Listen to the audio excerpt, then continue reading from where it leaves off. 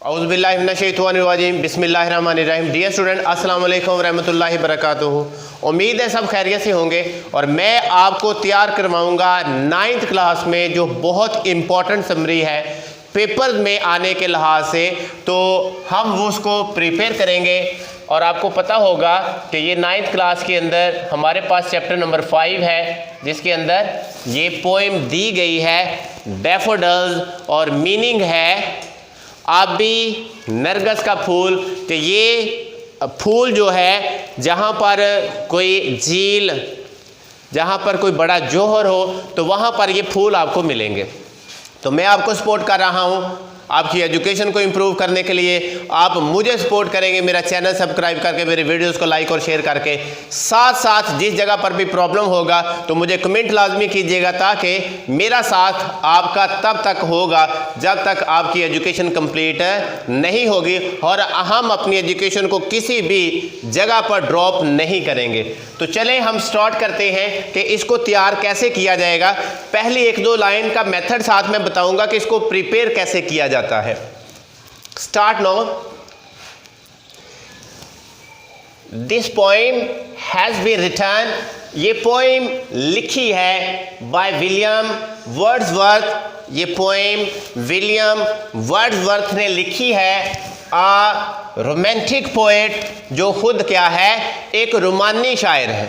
और आपको पता है कि ये मोस्टली रोमांटिक वर्ड कब बोला जाता है, जब नया नया पेयर शादीशुदा जोड़ा हो, तो फिर कभी कभी हस्बैंड का बड़ा ज़बरदस्त मूड हो और वो अपनी वाइफ से बड़ी अच्छी अच्छी बातें कर रहा हो, तो बेगम कहती है कि आज आपका मूड बहुत रोमांटिक है। तो ये उस वर्ड के तौर पर रोमांस करने वाला जो शायर है।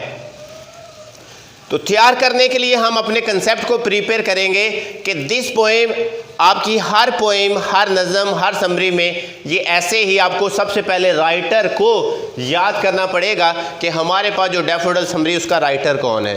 तो 1 नंबर हमारा राइटर्स का लिखने का ही मिलता है और उसके आपने स्पेल अच्छी तरह तैयार करने हैं ताकि विलियम वर्ड्सवर्थ आपको नाम याद रहे।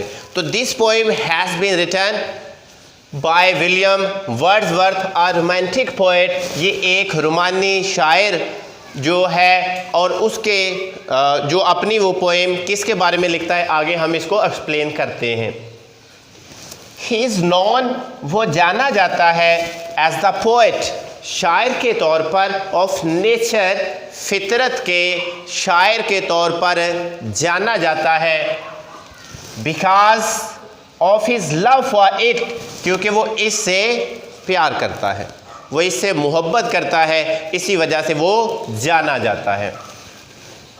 मोस्ट ऑफ हिज पोएम्स, उसकी ज़्यादातर नज़में डिस्क्राइब, बयान करती है, वजाहत करती है नेचर, फितरत को, एंड इट्स ब्यूटी, और इसकी खूबसूरती को ज़ाहिर करती है। तो उसकी नज़मों के अंदर हमारे पास 2 चीज़ें मिलेंगी, एक आपको नेचर मिलेगी और दूसरी ब्यूटी मिलेगी।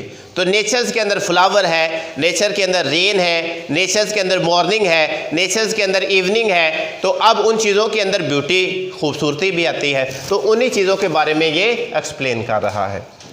The next, in this poem, इस नज़म में, ही डिस्क्राइब्स, वो बयान करता है, एन एक्सपीरियंस, एक तजर्बा बयान करता है, ऑफ इंजॉयमेंट, लुत्फ़ का, अपना एक एक्सपीरियंस, एक तजर्बा बयान करता है, एट द साइट, मंजर का, ऑफ ब्यूटीफुल डैफोडिल्स, खूबसूरत जो आबी नरगिस के फूलों के मंजर का एक लुत्फ़, जो अंदाज, वो उसको, उस तजर्बे को बयान करता है।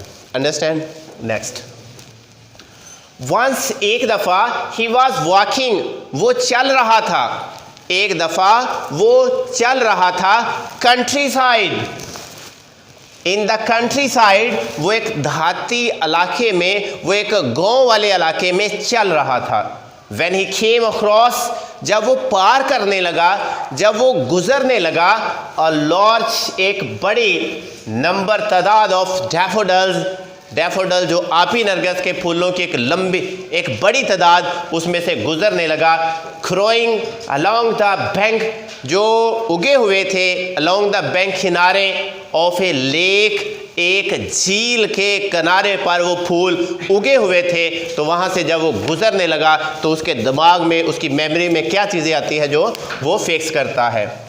द फ्लावर्स वर मूविंग, जो फूल थे वह मूविंग, वो हरकत कर रहे थे, एंड डांसिंग, और झूल रहे थे, इन द ब्रीज, हवा के अंदर जो फूल थे वो हिल रहे थे और झूल रहे थे। दिस साइट, ये मंजर, इस मंजर ने डिलाइटेड, खुश कर दिया, द पोएट, शायर को, इस मंजर ने शायर को खुश कर दिया। एंड ही लुक्ड, और उसने देखा, एट द फ्लावर्स, फूलों पर, फॉर अ लॉन्ग टाइम, लंबे अरसे के लिए वो फूलों की तरफ देखता रहा। लंबे, काफ़ी देर तक वो फूलों की खूबसूरती को, उनकी चीज़ों को वो अपने अंदर समाता रहा। दिस साइट, इस मंजर ने लेफ्ट छोड़ दिया, अ लास्टिंग इम्प्रेशन, हमेशा के लिए तासर छोड़ दिया। लास्टिंग, ना ख़त्म होने वाला, हमेशा के लिए तासर छोड़ दिया। ऑन हिज मेमोरी, उसकी याददाश्त में उसने हमेशा के लिए तासर छोड़ दिया कि जब भी वो दुखी होगा वो अच्छी चीज़ों को याद करेगा और खुश हो जाएगा। एज अ रिजल्ट, नतीजे के तौर पर, whenever, जब कभी, he's done, he's alone, वो अकेला तन्हा होता, and in a sad mood, और परेशानी की हालत में, दुखी मूड में होता। the same sight, वही मंजर, comes, आता, लाता, into his imagination, अपनी तख्लीक में, अपने जहन में, वही जो मंजर है वो अपने जहन में लाता है। एंड फिल्स, और भर जाता है, हिज हॉट, उसका दिल, विद प्लेयर्स, खुशी के साथ उसका दिल जो है वो भर जाता था। दिस एक्सपीरियंस, ये तजर्बा, हैज़ बिकम, बन गया, अ परमानेंट सोर्स, ये जो तजर्बा है ये एक मुस्तकिल, परमानेंट सोर्स, मुस्तकिल जरिया बन गया, और प्लेयर, खुशी का, फॉर द पोएट, शायर के लिए खुशी का एक मुस्तकिल जरिया बन गया। दिस एक्सपीरियंस, ये तजर्बा, हैज़ बिकम, बन चुका है या बन गया है, और परमानेंट, एक मुस्तकिल सोर्स, जरिया, और प्लेयर, खुशी का, फॉर द पोएट, शायर के लिए मुस्तकिल खुशी का जरिया बन चुका है।